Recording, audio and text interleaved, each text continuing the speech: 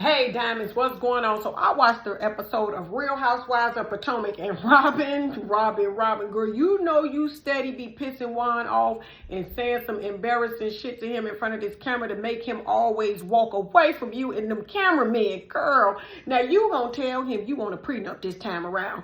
And Juan is absolutely correct. You want one now, but you didn't want one back then when he was the breadwinner and making all the goddamn money. See, you know what it is. Let me see. Let me tell you what I think, right? And it's just like Juan said. See, when Juan wanted you to sign one back then, when he was a millionaire ball player, you was hesitant because you was like, what?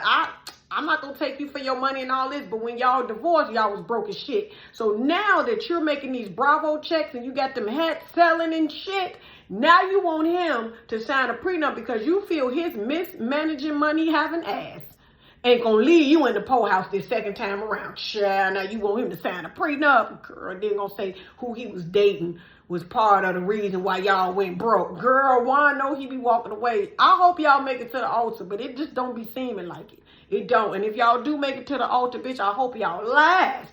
I just don't know. I think you just be like, Juan be getting fed up with you, child.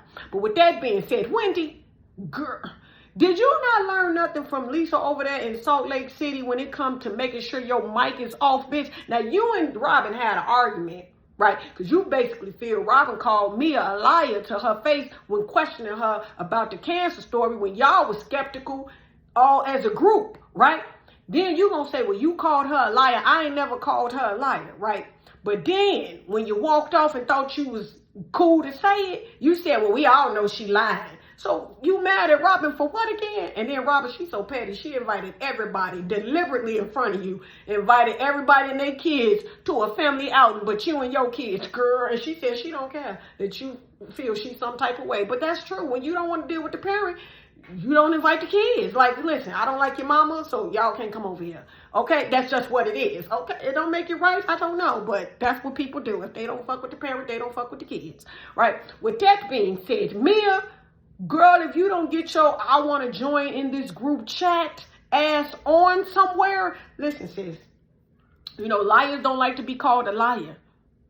But your math ain't mathing. It just don't be mathing up, okay? See, when you came last season and you came the first couple of episodes, I was like, oh my God, she like a breath of fresh air. I'ma like her. I'ma love her. Hey, Mia. But then you just... shit just don't be adding up. Like you was like, well, I heard her say this, and then you double back and say, well, I thought I heard her, or well, she said, girl, now you talking about, right? And then the whole cancer. 1 minute you got lymph nodes that's cancerous, but no, it ain't cancer. They left it in your body and gonna take it. And now you even on social media talking about, oh, well, yeah, my husband own the business, but it's really his brother that owned the business and snatched the business from your husband. Girl, your shit just don't be adding up, G. I'm just saying, you looking real discreditable because you gonna say, because you want to join the group chat, that Chris, yeah, because I got something to add. He was looking at me, child, the cameraman and the editor showed Chris wasn't even thinking about you, and they said, Chris not looking at me. Then you gonna say, yeah, he was continuously looking at me the whole party, and the cameraman and the editor showed him not looking at you again and said, still Chris not looking. They be so petty.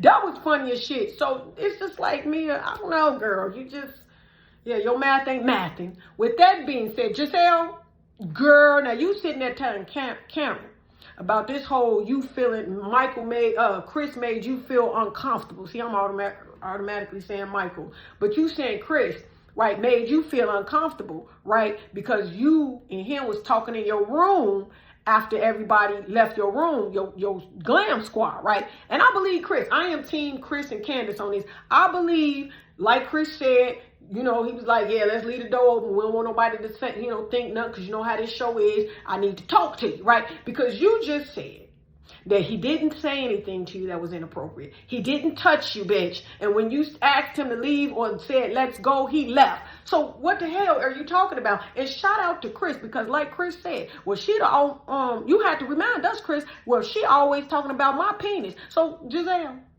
I think that you're uncomfortable because you don't trust yourself with this married man. That's what I think. I don't think Chris making you feel no type of way, bitch. I think you just feeling that you don't want to be alone with him because you fixated on his brown penis and you might be lusting after this married man, bitch. Because what did Chris do or say? Girl, yeah, find something else. This ain't it. And then Karen gonna say, well, you know, I done had some drinks and I done been around this Cass, but it wasn't Candace's husband that made me feel uncomfortable and pressed up against me. Girl, we all know it's Michael Darby, because when the producers say, well, who was it? You're going to talk about, I don't want to say. We know it's Michael Darby. Michael Darby is always the one doing inappropriate touching and cheating and shit. We already know that, girl.